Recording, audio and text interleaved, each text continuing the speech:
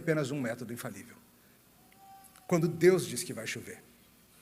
Quando Deus diz que vai chover, chove. Quando Deus fala que certa coisa vai se passar, essa coisa se passa. E na nossa história de hoje, Deus disse para Elias, vai chover. E as promessas do Senhor não falham nunca, de acordo com seus planos, segundo o seu propósito, na sua soberania. Quando o Senhor diz que vai fazer algo, você pode ter certeza de que Ele vai. E pode pedir. Se Ele já disse que vai fazer, você pode pedir, porque é certeza que faz mesmo. E esse é o nosso assunto de hoje. Como falar com Deus. E em particular, acerca daquelas coisas que Ele indicou serem a sua vontade, sem deixar a sua soberania de lado. Hoje, nós vamos ver em resumo, a partir dessa história interessantíssima de Elias, que o Senhor atende às orações do seu povo, na sua soberania e a seu tempo. Vamos ver isso em duas partes. A primeira delas, eu quero chamar a sua atenção para o fato que devemos orar as próprias promessas de Deus. Olha de novo no nosso capítulo 18, versos 41 em diante. Então disse Elias a Acabe, sobe e bebe, porque já se ouve, come e bebe, já se ouve ruído de abundante chuva. Subiu Acabe a comer e a beber. Elias, porém, subiu ao cimo do Carmelo, encurvado para a terra, meteu o rosto entre os joelhos, disse ao seu moço, sobe e olha para o lado do mar. Estamos aqui num dos momentos mais delicados da história de Israel. O reino está dividido entre Reino do Norte, Israel, Reino do Sul, Judá. E o rei lá do norte, um homem chamado Acabe, está lidando muito mal com tudo. Acabe foi tão ruim que ele construiu um templo ao deus Baal. Ele se casou com uma mulher, filha, uma princesa dos Sidônios, uma princesa da Fenícia, que desviou seu coração completamente. O nome dela é Jezabel. E Jezabel, mestre das maldades, ajudou Acabe a se tornar um homem perverso. Ele cria um falso culto, ele cria uma falsa religião, ele faz altares alternativos, ele desvia o coração do povo de Deus. Por outro lado, o Senhor sempre tem a sua palavra. E o Senhor levantou Elias, um homem como nós, mas que temia ao Senhor mais do que a homens como nós. E o Senhor vem utilizando até esse momento da história como sua boca, seu profeta, para trazer a sua verdade de julgamento e de graça sobre Israel. E ele foi levado pelo Senhor a grandes eventos. Eu acho que você se lembra, talvez não da ordem de tudo, mas das principais coisas. Certa vez Elias apareceu para o rei e disse assim, com aquela coragem de quem fala em nome do Senhor, que iria vir um terrível período de seca sobre Israel, como consequência da idolatria. Era o que Deus havia prometido, que se Israel abandonasse o caminho do Senhor, o Senhor iria fazer com que a terra ficasse dura que nem ferro. Seria que nem colocar um teto de bronze sobre a nação. Não ia chover por nada. Elias disse que ia ser assim, porque Deus disse que ia ser assim, e assim foi. Elias se mandou e foi sustentado pelo Senhor, escondido lá para o lado do Jordão, por alguns tempos, recebendo de pássaros, passarinhos, corvos, que traziam para ele pão e carne todos os dias. Depois disso, o Senhor o mandou para uma região chamada Sarepta, lá ao norte de Israel, já terreno gentil, onde foi cuidado por uma viúva e seu filho, e aconteceu um milagre espantoso. A comida se multiplicava todos os dias, ela tinha um pouquinho de azeite, um pouquinho de farinha, mas ela fazia comida e não acabava nunca. Algo ainda mais incrível aconteceu depois. O seu filho, o único filho, adoeceu, morreu, e o Senhor se valeu da oração de Elias para trazê-lo de volta. Logo antes da nossa sessão de hoje, tem uma das passagens mais famosas da história de Elias. Ele foi até o rei Acabe e fez um desafio. Lembra do desafio? O desafio do fogo. Ele fala, chamem todo o povo de Israel, chame a nação toda, vamos ver quem é o Deus de verdade. Ele, contra centenas de profetas, sacerdotes de Baal, cada um montou o seu sacrifício, montaram o seu altar, para ver se Baal, com todas as vantagens, venceria o confronto. Porém, como Baal nem existir existe, o Senhor Deus Todo-Poderoso tinha toda a vantagem, mandou o fogo do céu para consumir o sacrifício, lambeu aquela aguaceira que o próprio Elias tinha mandado colocar lá, e ficou claro para o povo todo que o Senhor é Deus. Acabe perdeu, os profetas de Acabe de Baal foram mortos, por próprio Elias, conforme a lei mandava, e agora o que acontece? Estamos na cena imediatamente após esse evento. Elias se volta para o rei Acabe e fala, vai lá, vai, come alguma coisa. Devia estar com a carinha abatida, sabe? Sabe quando você vê alguém com a carinha abatida, você fala assim, você está precisando comer uma coisinha, né? Ele fala para o rei, vamos, é hora de comer, é hora de beber, já dá para ouvir a chuva chegando. O povo se voltou para o Senhor. A promessa do Senhor era essa, que quando o povo se voltasse em arrependimento para o Senhor, passaria a seca. Já dá para ouvir a chuva, Acabe. Não dava para ouvir ainda, mas dava, sabe? Acabe, pelo jeito, está bem subjugado, ao menos no momento, os seus profetas foram mortos, seu Deus desapareceu, o povo reconheceu que Yahvé é Deus, ele parece derrotado, prostrado, catatônico, ele vai, come e bebe, e Acabe está num ponto-chave da sua vida. Os seus ídolos se provaram vãos, ele está sem rumo, e diante dele está a palavra do Senhor. Ele tem um caminho para tomar, o caminho do arrependimento. Será que Acabe vai tomar esse caminho? Depois você pega e lê os outros capítulos, não é o nosso assunto de hoje. Mas vale saber disso. De vez em quando o Senhor destrói os nossos ídolos, mostra que eles não existem, mostra que todos aqueles em que estamos confiando para a nossa alegria, para a nossa vida, para a nossa existência, todos aqueles que não são o Senhor, se quer existir, existem. Nesse dia mau e dolorido, presta atenção, talvez seja a sua grande chance de se voltar para o Senhor. O foco, entretanto, não é em Acabe, o foco da nossa história é no próprio Elias. Elias está lá no Carmelo, ele está nessa montanha, tão significativa nesse ponto da história da redenção, e ele se prostra perante o Senhor. Talvez lendo assim pode parecer que nem posição de pouso de emergência, né? Simplesmente ele está prostrado de joelhos, ele se ajoelha diante do Senhor para orar. E entenda, é uma postura corporal adequada.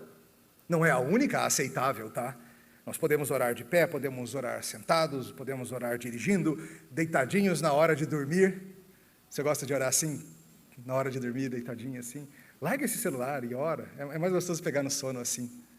E não tem problema, tá, se você dormir no meio da oração. Eu não conheço nenhum pai que acha ruim quando o filho dorme no seu colo no meio de uma conversa. Pode dormir tranquilo. Dá para orar com mãos cruzadas, com mãos erguidas, dá para orar prostrado. O importante, mais do que tudo, é a postura do coração. A postura do corpo pode contribuir ou atrapalhar, é verdade, mas não é necessário, por exemplo, que você, estando no escritório, vá se ajoelhar num canto à vista de todo mundo para ser notado ou coisas assim. Você pode orar onde você estiver, o Senhor Deus ouve. Um comentarista nota muito bem um contraste. Elias, quando fala com Acabe, é assertivo, é direto, é poderoso, é cheio de ordens, ele é quase que mandão quando ele fala com Acabe. Mas quando ele vai falar com o Senhor Deus, é o oposto disso. Submisso, inclinado, prostrado. O seu coração está prostrado diante do Senhor. E essa deve ser a nossa postura de oração, irmãos. Nossa postura diante do Senhor, Deus Todo-Poderoso, sempre deve ser de um coração inclinado, diante de alguém que é tão imensuravelmente maior do que nós. Perceba que Elias não tem poder. Ele depende do Senhor o tempo todo. Acompanhe a história dele, ele depende de Deus para tudo. Ele depende do Senhor para mandar o corvo com comida. Ele depende do Senhor para fazer o azeite da viúva se multiplicar. Ele depende do Senhor para fazer o filho dela voltar à vida. Ele depende do Senhor para o fogo descer sobre o altar. E agora ele depende do Senhor para a chuva chegar. Elias não tem a postura tão comum em tantas orações de hoje em dia, de querer dar ordem para Deus. Você já viu esse tipo de coisa? Você já viu isso? É estranho, né? Pessoas que nas suas orações dizem que decretam e que declaram e que exigem, enquanto o exemplo que o Novo Testamento, lembra, Tiago depois fala sobre a oração poderosa de Elias, o exemplo que o Novo Testamento exalta de um homem de oração que muito pode, é esse, prostrado, clamando, sem poder próprio, na total dependência do Deus Todo-Poderoso agir ou não. Muito pode a oração do justo, não é isso que a Bíblia diz? E é assim que o justo ora. É assim que o justo ora. Dale Davis, um comentarista muito bom, ele fala assim, a oração é uma obra muito humilhante. É mesmo. Orar é se humilhar diante de Deus. Pense nas petições que o nosso Senhor Jesus nos ensinou na oração do Pai Nosso. Elas são todas reconhecimento da nossa pequenez. Por exemplo, quando a gente ora, venha o teu reino, o que nós estamos dizendo ao pedir isso? Que a gente não tem como fazer o reino vir. Que se não for o Senhor trazendo o seu reino, estamos indefesos. Perdoa os nossos pecados. O que a gente está admitindo com isso? Que a gente quebra a lei do Senhor o tempo todo. O pão nosso de cada dia nos dá hoje. O que a gente está admitindo com isso? Que a gente pode até trabalhar e se esforçar e correr atrás, mas se não for o Senhor dando o pão, não vai ter pão, não. Não nos deixes cair em tentação, mas livra-nos do maligno ou do mal. O que a gente está dizendo com isso? Que se eu for tentar andar sozinho por aí, é certeza que eu vou cair em tentação. Precisamos do Senhor em tudo. para vencer o pecado, para ganhar pão, para ser libertos do mal, para ver o reino avançar. Precisamos dele para tudo. Nós somos pequenininhos. E o pedido de Elias, claro, é por chuva. A vitória do Senhor ocorreu de forma retumbante naquela ocasião do fogo, porém ainda segue o problema da chuva. O povo se voltou para o Senhor, mas ainda estão debaixo dessa disciplina que foi essa seca enviada por Deus. E Elias intercede em favor do povo precisamente pedindo: Senhor, nos voltamos para o Senhor prometeu que viria chuva. Tá, mas onde que Deus disse que viria chuva? Deus disse no próprio capítulo, na própria história de Elias, ele prometeu a Elias, ele disse que quando o povo se voltasse, depois de um tempo, choveria.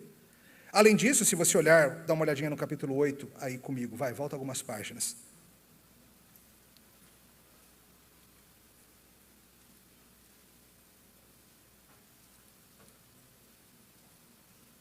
Capítulo 8, 35 a 36. Isso aqui é na oração de Salomão.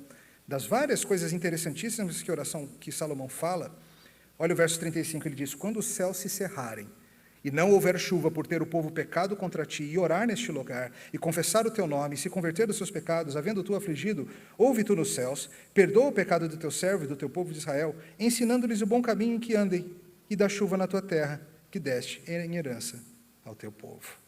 Então, o plano do Senhor sempre foi esse.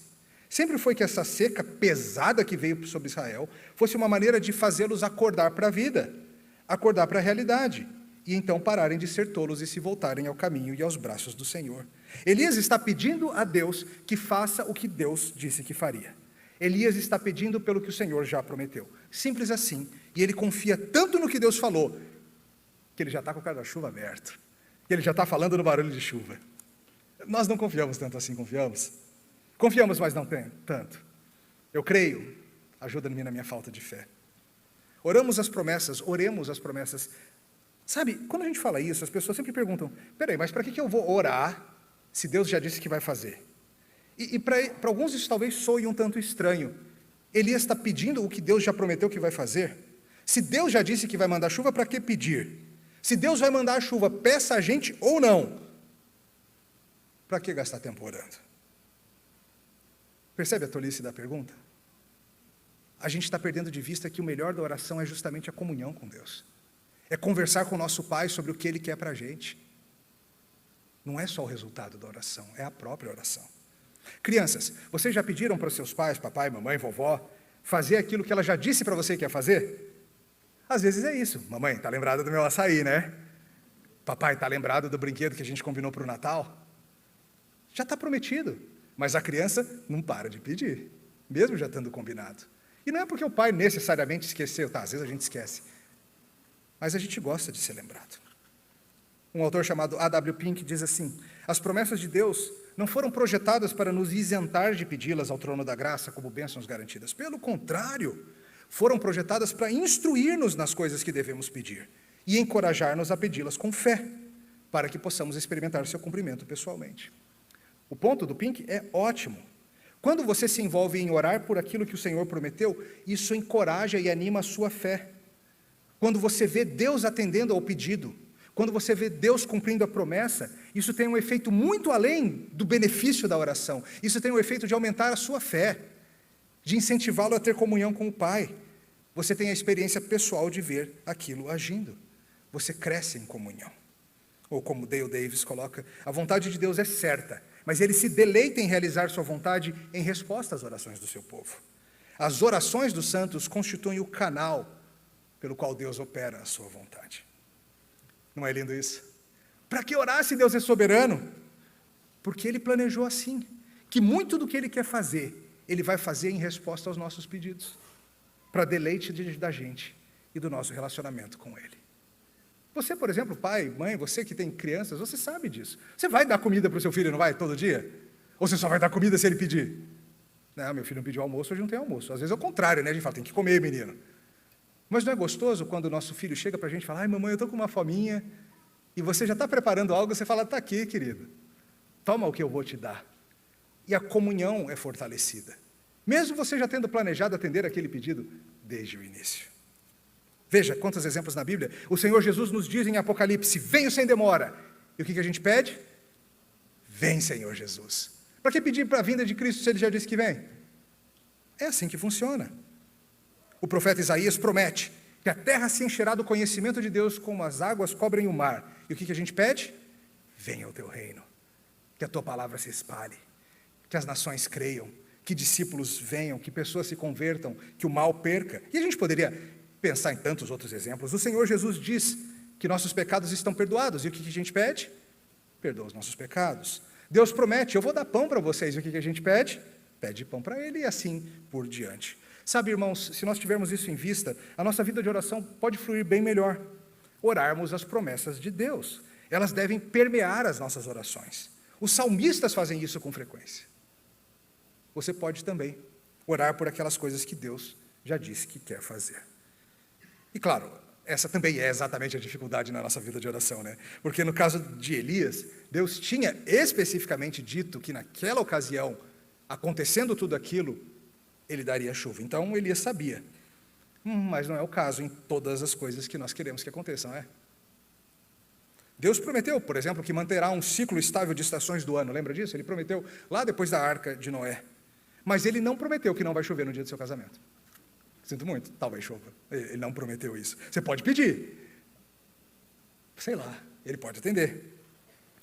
Então não tem como prometer isso. Ou o contrário, não tem como prometer que vai chover. Vai que você vai casar com um espanhol e precisa de uma combinação de chuva e sol, né? Vai que você precisa de alguma coisa assim. Deus prometeu que vai cuidar do nosso sustento. Mas Ele nunca prometeu que você seria milionário, que você realizaria todos os seus sonhos materiais, que você vai fazer todas as viagens que você bota no Instagram, salvo lá nos planejamentos, e que aos 45 anos você vai poder parar de trabalhar e viver de renda de tanto que você ganhou nas apostas online, apostando no seu time ruim de futebol. Deus não prometeu isso, desculpa. Então entenda, o Senhor não deixa de ser um Deus fiel, porque Ele não respondeu a algo que você pediu, se não foi algo que Ele prometeu. Ele pode, é claro, Ele é Deus, Ele pode atender livremente a tudo que Ele desejar. Ele é Deus, mas não saia por aí dizendo, serei curado do meu câncer, pois Deus é fiel. Ele não prometeu isso. A fidelidade do Senhor não pode ser julgada por atender algo ou não que Ele não prometeu. Mas sabe o que Ele prometeu? Ele prometeu que não vai te desamparar. Enfermidade ou doença, pobreza ou riqueza, vida ou morte. Sabe essas promessas que noivos e noivas fazem e nem sempre cumprem? O Senhor promete a mesma coisa e Ele cumpre. Ele prometeu que o Espírito Santo dele será com você para enfrentar a barra pesada da enfermidade. Ele prometeu. Ele prometeu, além disso, que mesmo que este corpo, que esta casa se decomponha, se desfaça, se você tem o perdão de pecados em Cristo, um dia você vai ressurgir, revestido de incorruptibilidade. Ele prometeu isso. Então, sim, nós podemos pedir pela cura do câncer, e pode ser que Ele atenda, às vezes Ele faz isso. Mas essas outras questões que Ele prometeu, certamente Ele vai atender, certamente. E que deleite vai ser quando isso acontecer. Como diz Philip Ryken, para Elias, a promessa de Deus não tornou a oração desnecessária, a tornou obrigatória. A gente ora o que Deus prometeu, com grande alegria, como crianças que sabem que papai prometeu cuidar, e a gente está lembrando o papai disso. E a soberania de Deus se mostra em como a situação anda, e veremos isso no nosso segundo ponto. O Senhor atende às orações do jeito dele, segundo o seu desejo soberano. Volta para o verso 43, vamos acompanhar como a história anda. E disse ao seu moço, sobe e olha para o lado do mar. Ele subiu, olhou e disse, não tem nada. Então lhe disse Elias, volta. E assim por 7 vezes. A 7ª vez disse, eis que se levanta do mar uma pequena nuvem, como a palma da mão de um homem. Então disse ele, sobe, e disse a Acabe, aparelha teu carro e desce, para que a chuva não te detenha. Dentro em pouco os céus se enegreceram com nuvens e vento, e caiu grande chuva. Acabe subiu o carro e foi para Jezreel. Deus começou a resolver os problemas de Israel. Deus cuidou da alma deles por meio daquela demonstração de poder na situação do fogo. E agora o Senhor vai cuidar das necessidades físicas, lhes mandando a chuva de que tanto precisam. Imagina, 3 anos sem chuva. Imagina a estiagem, o que fez com as lavouras, com os animais. O pessoal deve estar sobrevivendo, comendo sabe-se lá o quê. Mas o Senhor vai cuidar deles, como cuida integralmente. E ele começa a orar e o suspense se instaura. Ele fala para o seu ajudante, ele está lá na montanha, sobe lá e olha em direção ao mar. A gente nem sabia até esse ponto da história que tinha um ajudante, mas pelo jeito tinha um ajudante, tinha o seu moço. Pense no mar Mediterrâneo lindão. Já viu imagens do Mediterrâneo? Visto lá de cima do Carmelo. Procura no Google, você acha imagens disso. O Mediterrâneo a partir do Carmelo. Você vai ter uma noção do que ele estava vindo. E aí o moço sobe e olha lá para o mar. A expectativa é que a chuva venha de lá. Vocês sabem que muitas vezes a chuva vem do mar, né? Lá em Brasília a gente não sabe essas coisas não, mas eu acho que vocês sabem. Ele olha e nada de nuvem. O galo não mudou de cor. As cigarras estão quietinhas. O calo não está doendo. Até a Sani está dormindo em paz. E aí o moço desce e fala com Elias, e imagina Elias, e aí, tem nuvem? Tem não, sério? Tá, vamos orando. Daqui a pouco, dá uma olhada lá de novo. Dá uma subidinha lá, parece a gente quando está esperando muito um e-mail que não chega nunca, sabe? Ou uma mudança no placar do jogo. Essas pessoas que ficam acompanhando o futebol durante o culto, sabe? E ficam assim discretamente vendo se sai um gol do time e tal. Não vocês, claro, vocês não. Ou um resultado de um exame que você fez e está para sair no aplicativo do laboratório, você está agoniado. Você precisa saber. E toda hora você olha, nada. Saiu. E aí é um susto, né? Aquela agonia de uns minutinhos entre a coisa abrir, enfim. E assim vai. Sobe lá, vê lá. 2 vezes, 3 vezes, 4 vezes, 5 vezes, 6 vezes. Na 7ª vez o moço fala, olha... Eu imagino o moço já meio constrangido, né? Toda hora desce e fala, não tem nada. Ele fala, tem, assim, eu não sei nem se dá para chamar de nuvem. Parece assim a palma da mão de um homem lá longe, assim, longe. Por vezes é assim mesmo. Parece que não vai vir nada, então um pequeno indício incendeia, ou melhor, encharca o coração. Para Elias é o suficiente, o Senhor ouviu a voz deles. E Elias diz para Acabe, vai lá, pega logo o teu carro e se manda, antes que a chuva te pegue. Lavou o carro ontem, né, Acabe? Vai chover, se manda. Ele sabia que estava vindo a chuva, provavelmente seria chuvarada, iria enlamear tudo e ele não ia conseguir ir embora. O carro era modelo antigo, potência de 2 cavalos, provavelmente. 4, talvez. E a Bíblia nos conta que o céu enegrece e a coisa desce maravilhosamente. Lá em Brasília é assim, no final de seca, né? Aqui foram 3 anos, Brasília é 3, 4 meses. Eu fico falando disso, gente, porque vocês não sabem como é triste viver no deserto. Depois do 3º mês, a gente está mais ou menos assim, a gente olha e começa a ver miragens. A gente olha e fala assim, tem nuvem. Não é nuvem, é névoa seca. A gente começa com o fenômeno da névoa seca lá em Brasília. Chega um ponto em que os ipês que vêm na seca, o ipê roxo, o ipê branco, o ipê amarelo, o ipê rosa, já floresceram, já murcharam, e as pessoas começam a alucinar. Os grupos de WhatsApp da igreja começam assim, eu acho que gotejou no para-brisa do meu carro. Aí o pastor Emílio corre para a porta da igreja. Aqui nada, amigos, certeza que era chuva? Aí alguém manda um recado lá do lado norte da cidade. Vejo uma nuvem pequena como a palma da mão de um homem, lá na altura do Park Shopping, e assim vai, é uma loucura lá quando começa isso. Isso porque foram 3 meses sem chuva. Imagina, 3 anos. E a chuva chega. Eu acho que nem quem acabou de fazer o cabelo ia deixar de sair da chuva, vocês acham que ia? Acabei de fazer escova, estou nem aí, meu amigo, eu vou para a chuva. Eu acho que as crianças nem precisaram pedir para as mães se podia ir correr na chuva. Eu acho que as mães incentivaram, falaram, larga esse videogame, menino, vamos para a chuva. O Senhor está derramando água em cima da gente, o Senhor nos ouviu. Eu acho que até quem estava meio resfriadinho, espirrando, 37,5 de febre, falou, não estou nem aí se virar pneumonia. Tem 3 anos que não chove na minha terra. E chove chuva, chove sem parar. Que maravilha. Agora, por que 7 vezes? Por que esse temporando e tal? Porque, lembra, o fogo Deus mandou direto, não foram 7 vezes esperando. Elias falou, Senhor, manda fogo, veio. Já na chuva ele não manda o fogo direto, a chuva demora, por quê? Por quê? Deixa eu contar para vocês. Porque ele é Deus soberano e ele faz o que quer. Ele atende oração no tempo que deseja, do jeito que deseja. E a gente ou se frustra e vive irritado com isso, ou a gente se dobra e adora e fala, obrigado, Senhor, o Senhor sabe o que está fazendo. Como um comentarista bem diz, às vezes a oração é quase sem esforço, e às vezes ela é extremamente agonizante, e quem sabe dizer por quê? Eu acho que você já experimentou isso, não? Algumas coisas que você pede ao Senhor e parece que você mal termina de falar, o Senhor já atende. Tem outras coisas que você ora por anos e anos e anos, e 7, 70 vezes 7 checadas, e parece que não vai. O Senhor sabe o que está fazendo e a gente precisa descansar nisso. Ele está tratando conosco como um pai amoroso que cuida de nós e cumpre tudo o que prometeu, do jeito que Ele sabe ser melhor para a nossa vida e sua glória. Não adianta querermos entrar nos limites do conselho de Deus.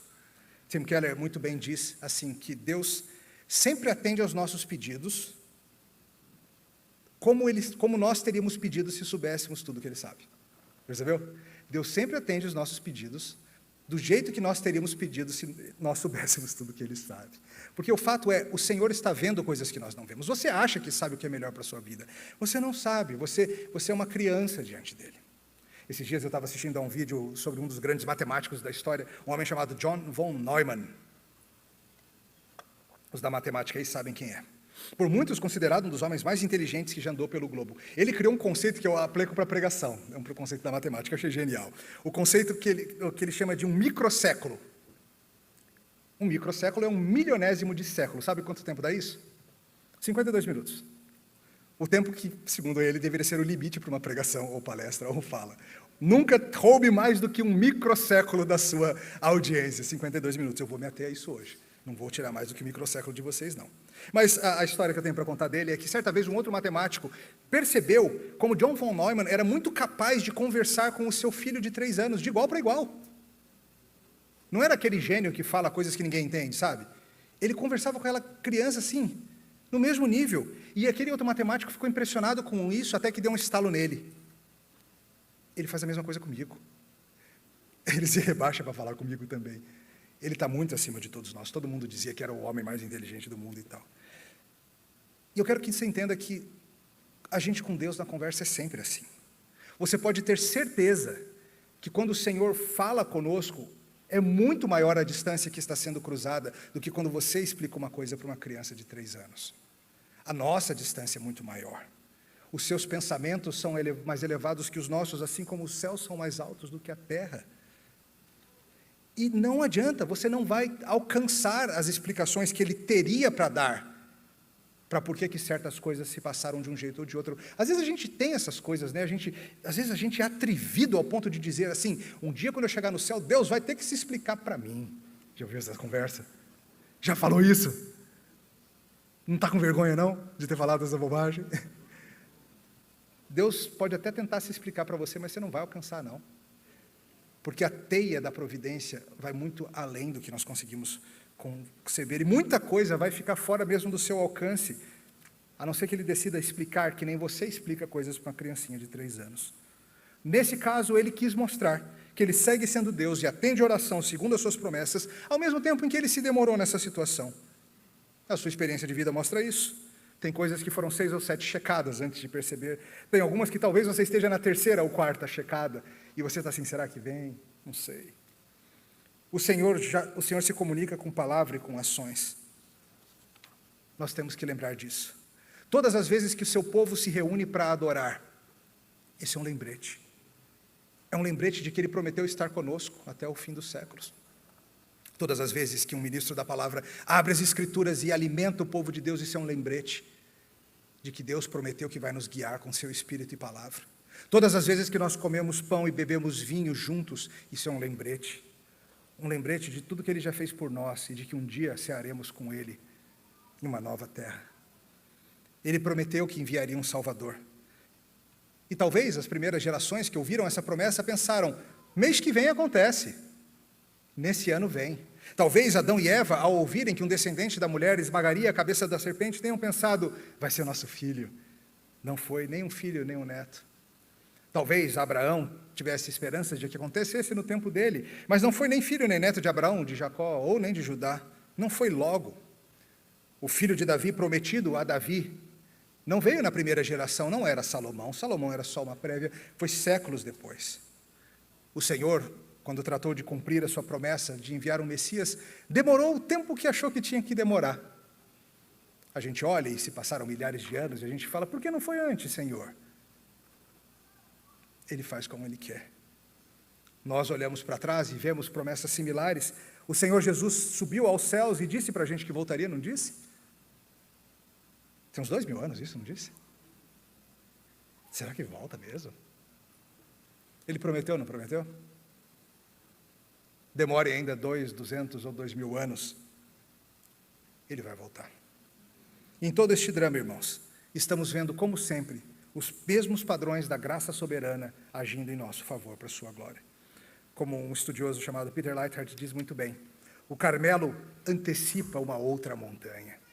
Uma do lado de fora de Jerusalém, onde o fogo do julgamento de Deus caiu em um Israel substituto, quando Jesus, o altar de Deus, foi crucificado para salvar o seu povo. Em Carmelo, ao 3º ano, o Senhor manda chuva que renova a terra. E em Jerusalém, ao 3º dia, o Senhor ergue Jesus dos mortos para renovar o mundo todo. Julgamento seguido de renovo. Esse é o padrão maravilhoso do que Deus fez. O Senhor, por vezes, fere e sara, sempre para o nosso bem. E nunca as nossas feridas chegam nem perto da que o seu próprio Filho sofreu por nós. E a promessa, irmãos, é que com Ele ressurgiremos. Eu não sei como vai ser a sua vida daqui até o dia que o Senhor te chamar. Não sei quantas promessas você vai ver cumpridas, quantos pedidos vão ficar frustrados. Eu não sei se o Senhor te concederá mais 1 ano, ou 10 anos, ou seja, quanto for. No final das contas, a gente não sabe quando vai chover ou não.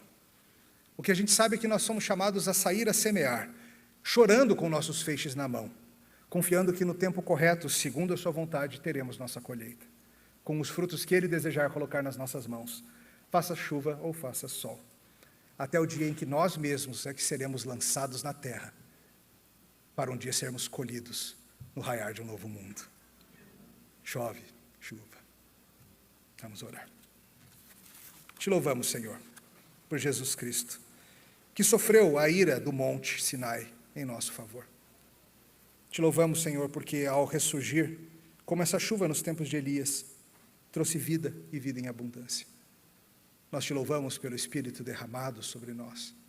Nós te louvamos pelo teu povo que se espalha pela terra, pela grande colheita que se prepara, pelo povo que se chama pelo teu nome, aqui no Brasil ou em toda a terra.